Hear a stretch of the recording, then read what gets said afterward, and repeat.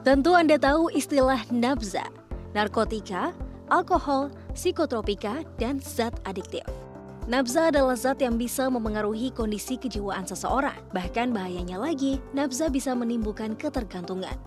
Awalnya dari rasa ingin tahu, namun jadi kebiasaan yang sulit dihentikan.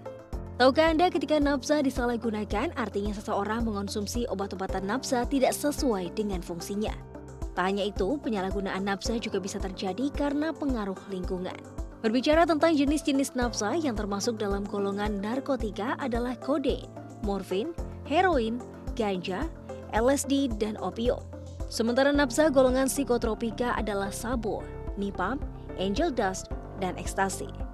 Nafza yang termasuk dalam golongan zat adiktif diantaranya alkohol, nikotin, obat batuk dextromethorphan, pembalut rebus, hingga lem ibon.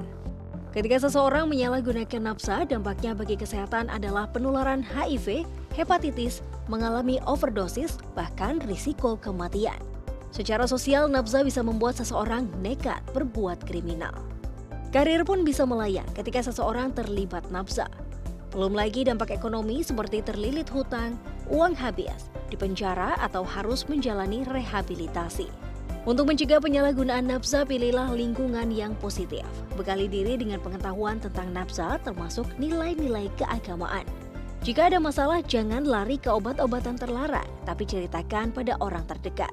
Isi waktu luang dengan hal positif dan berani katakan tidak pada narkoba.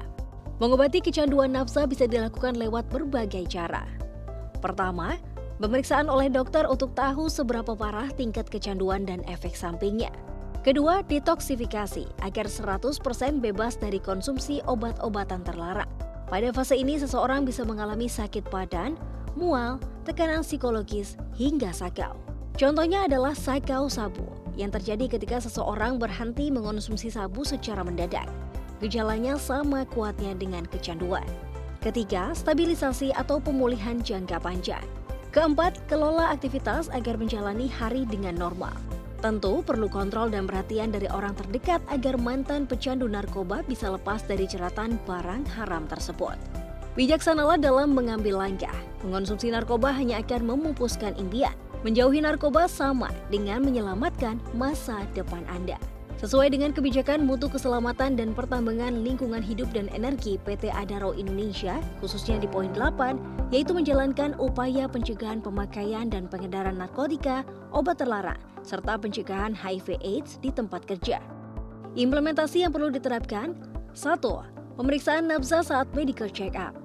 Kedua, melakukan inspeksi mendadak nafza. Ketiga, membentuk peer leader anti-nafza. Keempat, sosialisasi kampanye anti-nafza pada pekerja termasuk memberikan pelatihan.